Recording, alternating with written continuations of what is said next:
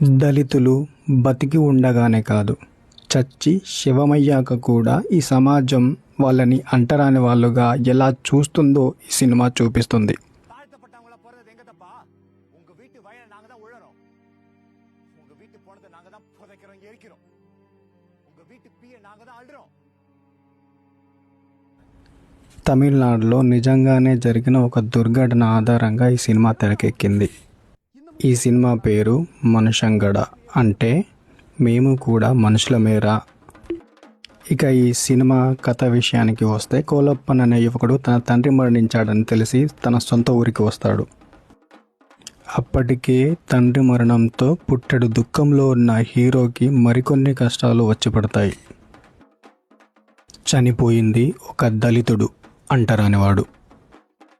ఆ ఊర్లోనే ఉన్న అగ్రకులాలకు చెందిన పెద్ద మనుషులు ఆ శవాన్ని ఊరేగించడానికి అంగీకరించరు.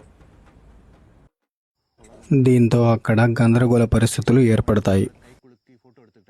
అగ్రకులానికి చెందిన ఆ పెద్ద మనుషుల్ని, ఆ ఊరి ఆచారాల్ని కాదని తన తండ్రికి ఎలా అంత్యక్రియలు చేశాడన్నది మిగతా కథ.